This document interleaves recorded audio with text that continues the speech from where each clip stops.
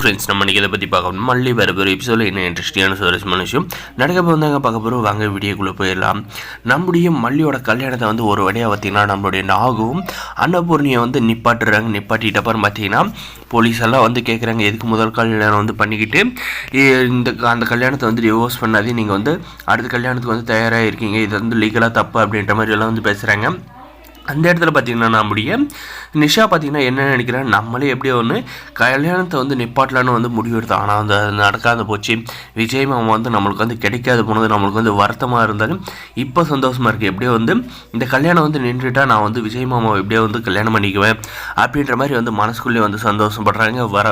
என்ன தான் நடக்குதுன்ட்டு பார்ப்போம் அப்படின்ற மாதிரி வந்து வெயிட் பண்ணி பார்த்துட்டு இருக்காங்க. அதே சமயம் பார்த்திங்கன்னா நம்மளுடைய வெண்பாக்குட்டியை வந்து கேட்டதுக்கு இது உங்கள் அம்மா அப்படின்னு கேட்டதுக்கு ஆமாம் அப்படின்ற மாதிரி வந்து மல்லியை கையை காட்டி வந்து சொல்கிறாங்க.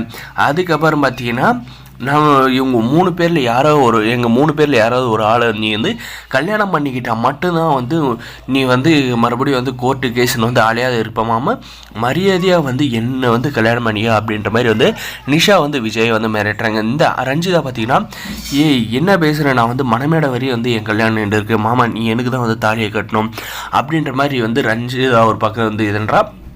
நம்முடைய மல்லிக்கு சப்போர்ட்டாக அன்னபூர்ணி நாகு அரவிந்தெல்லாம் பார்த்திங்கன்னா உங்கள் மேலே வந்து உயிரே வச்சுருந்தா அவள் வந்து எப்படி வந்து மருந்து சாப்பிட்டு ஹாஸ்பிட்டல் வந்து அட்மிட் ஆகிருப்பா அப்படின்ற மாதிரி எல்லாம் பார்த்திங்கன்னா நம்முடைய அரவிந்த் வந்து சொல்கிறாங்க. நம்முடைய விஜய்க்கு பார்த்திங்கன்னா என்ன ஒரு முடிவு எடுக்கிறது அப்படின்னு தெரியாத வந்து ரொம்பவுமே வந்து கன்ஃபியூஷன்லேருந்து இருக்காங்க.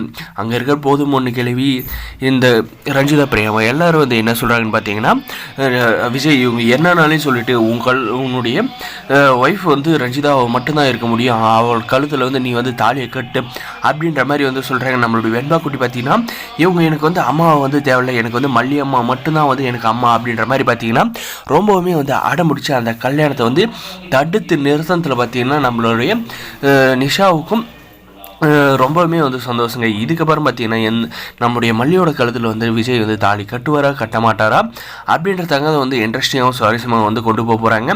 இந்த நிஷா வந்து இதுக்கு மேலே வந்து எந்த ஒரு பிரச்சனையும் வந்து பண்ணாத விட்டுட்டால்னா பிரச்சனை இல்லை. நம்முடைய மல்லிக்கும் விஜய்க்கு வந்து கண்டிப்பாக வந்து கல்யாணம் இருக்கும். பிரச்சனையே வந்து பண்ணாலும் நம்மளுடைய விஜய் சார் எடுக்கிற முடிவு தான் வந்து கரெக்டான முடிவை வந்து இருக்கணுங்க. நம்மளுடைய மல்லியை கல்யாணம் பண்ணுற முடிவை தான் அவர் எடுக்கணும்.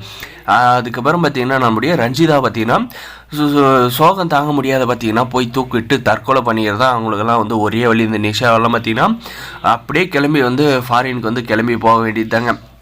நம்முடைய மல்லியும் நம்முடைய விஜய் சாரு வெண்பா 3 பேர் வந்து சேர்ந்து வாழணும். அதுக்காக வந்து நம்மளுடைய விஜய் சார் வந்து மல்லியை வந்து கல்யாணம் பண்ணிக்கணும்னு நினைக்கிறவங்க இந்த வீடியோக்கு லைக் பண்ணி மறக்காத நம்ம சேனல் வந்து சப்ஸ்கிரைப் பண்ணால் மறக்காத சப்ஸ்கிரைப் பண்ணி பெல் ஐக்கனை கிளிக் பண்ணி வச்சுங்க. தேங்க்ஸ் ஃபார் வாட்சிங்.